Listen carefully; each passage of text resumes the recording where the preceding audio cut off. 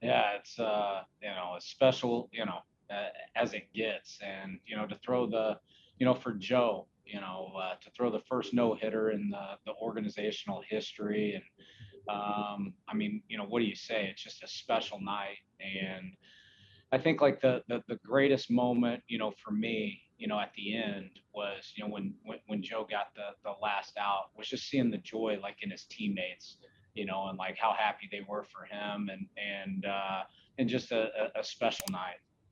Do you think in any way, obviously, he understands more than anybody the history of this organization, growing up in this city and being a Padres fan?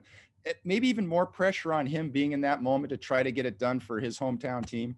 It's I think in a way that makes it, if it can be any sweeter, any more special, for him to do it growing up in San Diego and this being his team.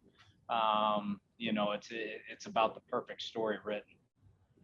And as far as your decision making process through that, I mean, at what point are you thinking to yourself, holy smokes, I got a pitch count coming up, he's got a chance to do this? I'm sure those are things that you're wrestling with as this is developing. Yeah, it definitely goes through, and about the sixth, seventh inning. The good thing was Joe was so efficient with his pitches throughout the night.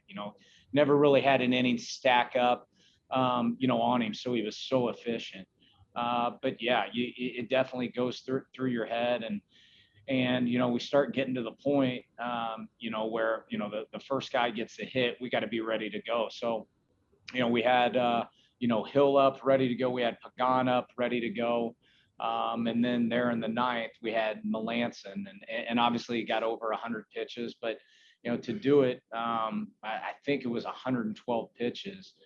He was just so freaking efficient, and like for something special to happen tonight, you got to have some good things like go your way. And obviously Joe pitched, fantastic, tremendous, all those things.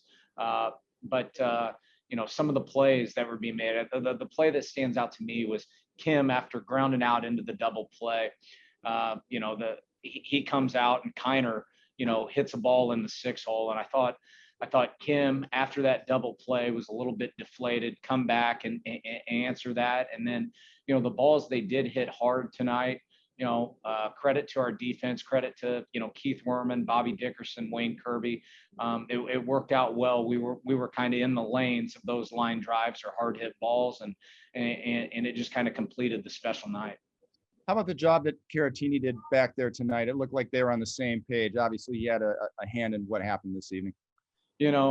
Victor's just so reliable, back there. And this is actually the second no hitter he's got. And so, you start to get to the point, you don't really want to talk to Joe too much. And so we're kind of doing some communication with Victor, and he's good. He's good. The stuff's still good. Like, keep going. Like, so he was kind of our third party there, late in the game. Thanks, Jayce. Congratulations. Thank you. Go to Andy Halbert. Hey, Jayce, could you tell there was a different mood in the dugout and even on defense in those later innings from the guys?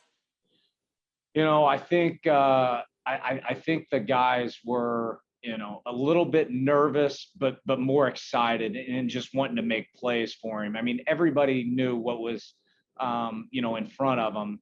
But when you get into those moments, you don't really talk about it too much. So, but you could tell the guys, the way they were getting off the ball, the balls that were being hit, we had great first steps. And that's just, a group of men pulling for, Joe to do something special. And that's what's so nice to see.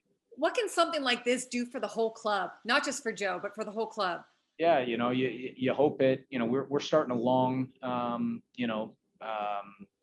17 in a row, and we've got 7 on the road. So it's just the perfect start, and you hope it just kind of, gets all our cylinders running.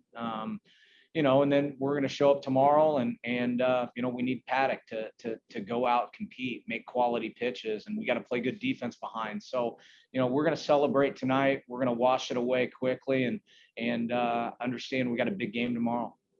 Hey, what is it about Texas? What is about Texas where something always happens here? Yeah, it's there've definitely been some special moments here. So we've got 2 more, and we got to go out and play good baseball and see what happens. But we've had some magical moments here for sure. Thanks, Jayce. Go to Marty Kessler.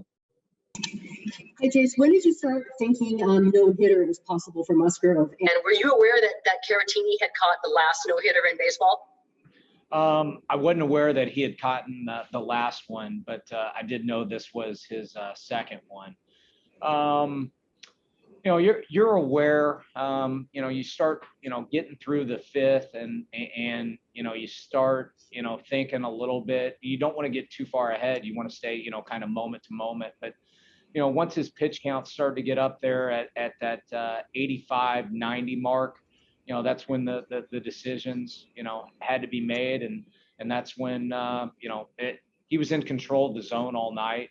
Really didn't work too many deep counts, and at that point you just you put your chips in and you get pot committed and you go, and for him to finish it out,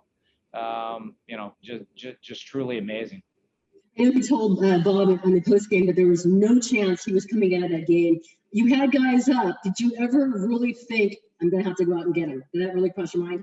No, not unless he gave up a hit. And, what we didn't want to have happen is, a hit happens and he's over 100 pitches or so, and then we're getting guys up. So that's why we had him kind of going in the bullpen. And, like I said, he was in control, and after the seventh inning or whatever, that's when kind of put all the chips in, and for Joe, for the team, for the organization, for the city, that haven't had a no hitter before. At that point, you just you throw everything out the window, and you roll with it and see where it lays out. Thank you. Go to Kevin Acey. Hey, I wanted to talk about something besides a no-hitter for a second. Trent Grisham did a little bit of everything tonight. What did you think of his night?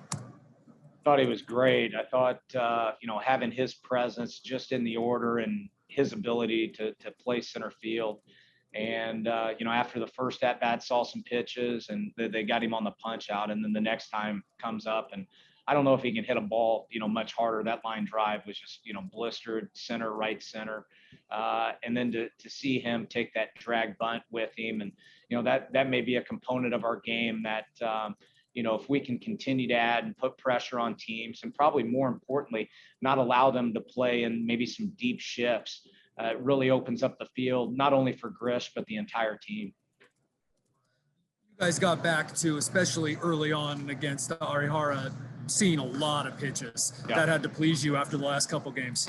Yeah, for sure. Just to see that grinding like approach, and the way we were able to create, scoring opportunities, and, Will with a nice night. And I thought Manny hit that ball to left center with 2 outs to bring in that run. That was good. I think, the middle part of the game, offensively, it slipped a little bit from us. We had some punch outs in there and some weak contact on the ground. But I think our guys were, probably shifted focus a little bit to locking down defensively, which, usually you may be frustrated. I think tonight's maybe a good excuse. If they shifted a little bit more focus defensively, it turned out well. Got time for a couple more. We'll go to Troy Hirsch. Hey, Jayce, was there ever a moment there in the game, later in the innings, that you saw Joe laboring or stressing or anything, or was he pretty smooth and even the whole time? I thought, honestly, it was pretty smooth the whole time. If we saw anything there, maybe from the 6th, 7th inning, a couple of the, breaking ball sliders may have been up a little bit more in the zone. But it was only for maybe 2 or 3 pitches. And then he was able to dial it in, and just how good he was at throwing strike one, staying ahead, mixing his pitches, using all his arsenal. Just the way him and Victor were on the same page all night. It was great to see. Jayce, from your perspective, you took over a Padres franchise who hadn't been in the playoffs in 14 years. They went to the playoffs. They've got a once-in-a-generation type of player in Fernando Tatis Jr. on their roster. Now a pitcher throws a no-hitter for the first time in franchise history. It's all happened under your watch, and not that you've done it all yourself, but it takes a team. But how significant and how amazing is it for you to be able to be a part of this and to watch it from your perspective?